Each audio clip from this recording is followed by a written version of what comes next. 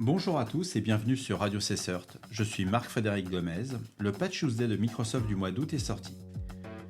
Et dans celui-ci, Microsoft a corrigé 90 vulnérabilités, dont 6 zero day activement exploitées. Une large palette de produits sont impactés, incluant les différents OS de la famille Windows, la suite bureautique Office, .NET, Visual Studio, Azure, Microsoft Dynamics et même le légendaire Microsoft Project. Quand on regarde les correctifs proposés, on peut constater que les vulnérabilités d'élévation de privilèges sont parmi les plus dangereuses, car elles permettent à un attaquant d'obtenir le contrôle potentiel de l'ensemble du système. 3 vulnérabilités critiques sont identifiées, la CVE 2024-38-107 et la CVE 2024-38-193. La CVE 2024-38-106 qui affecte le noyau Windows est particulièrement critique malgré un score CVSS pas très haut à 7, mais qui est déjà exploité dans la nature. Et bien que son exploitation nécessite une condition de course, Race Condition en anglais, pour les plus curieux, je donne une explication sur les Race Conditions à la fin de l'épisode. Cela ne réduit pas le risque qu'elle représente sans cette spécificité. On serait sur un score CVSS de 10 voire de 9-8. Les deux autres vulnérabilités sont la CVE 2024-38-107 et la CVE 2024-38-193 qui affectent respectivement le service Windows Search et le processus de gestion des jetons de sécurité avec un score CVSS de 7.8. Une autre catégorie de vulnérabilité qui est tout aussi problématique, l'exécution de code à distance. En particulier, je demande la CVE 2024-38178. Elle est liée au navigateur Edge, présent par défaut sur l'ensemble des PC Windows.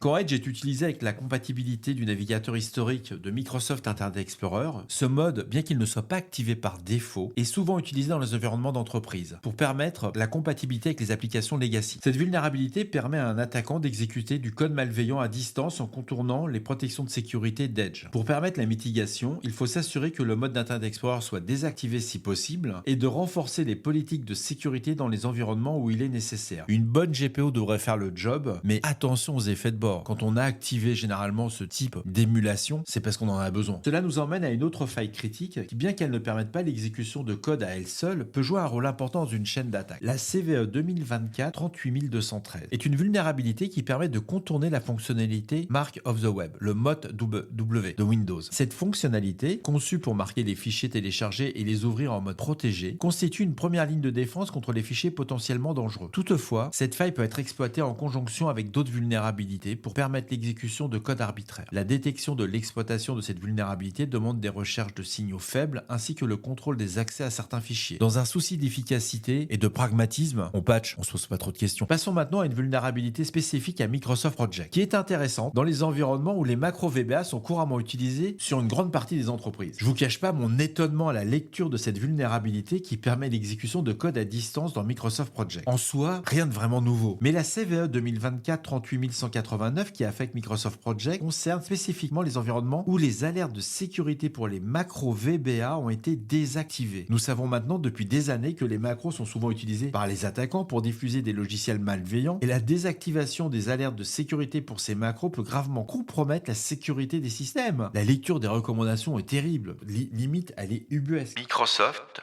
recommande de réactiver les alertes de sécurité pour les macros ou de restreindre leur utilisation dans l'organisation afin de minimiser les risques d'exécution de code malveillant. Je vous cache pas, ça a fait ma journée. Les 6 zero day identifiés ce mois-ci montrent une fois de plus que les attaquants ciblent les points d'entrée les plus vulnérables de nos systèmes d'information et exploitent celles-ci sans perdre de temps. Exploitation dans l'heure de la publication. Il est recommandé de déployer ces correctifs rapidement dans la mesure du possible. Une chose qu'on constate depuis le début de l'année, c'est que les attaquants, dès qu'un POC ou une RCE est disponible, ils l'utilisent mais dans le quart d'heure. Aujourd'hui, on voit des POC qui apparaissent sur GitHub, 15 minutes plus tard, ils sont utilisés.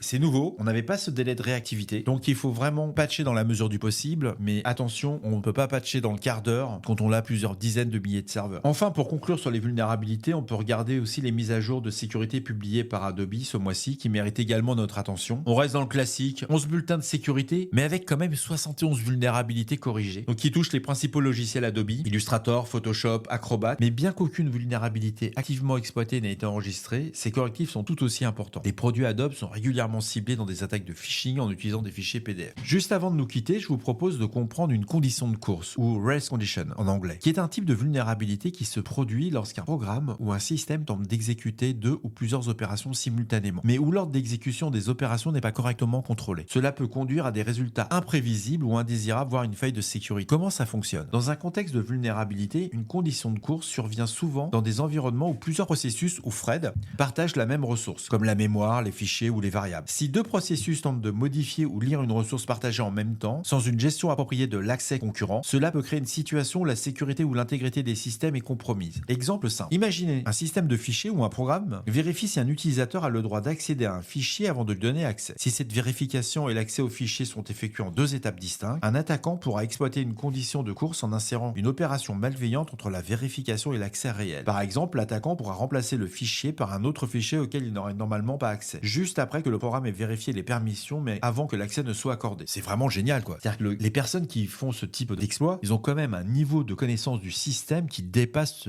Madame Michu. Et pourquoi c'est dangereux? Parce que ces conditions de course, ce qu'on appelle ces rest conditions, peuvent être difficiles à détecter et à exploiter. On est sur quelque chose d'assez légitime. Je veux ouvrir un fichier. Je vais juste piquer la place du fichier légitime. Donc quelque part, pour le détecter, c'est extrêmement compliqué. Ça a beaucoup de faux positifs si on fait une recherche entre guillemets de base. Cependant, lorsqu'elles sont exploitées, ces condition rest, elles peuvent permettre à un attaquant de contourner les mécanismes de sécurité, d'exécuter du code malveillant. On est quand même sur l'accès de base et on l'est à un niveau bas système. On obtient des privilèges plus élevés sur le système, comme le cas des vulnérabilités CVE 2024-38-106 que nous avons mentionné dans l'épisode. En résumé, une condition de course est une vulnérabilité complexe liée au timing des opérations concurrentes dans un système. Lorsqu'elle est exploitée, elle peut avoir des conséquences graves comme l'élévation de privilèges ou l'exécution de code non autorisé. Quelque part, le gars qui écrit ça, faut le recruter. Mais bon. Merci de m'avoir écouté sur Radio Cessert. Je vous souhaite une belle journée. C'était un épisode long, douloureux, parce que le Patch Tuesday est toujours... voilà, quoi, c'est entre 90 et 150 vulnérabilités à chaque fois. Prenez soin de vous, restez vigilants, patchez, et à très bientôt pour un nouvel épisode. Au revoir.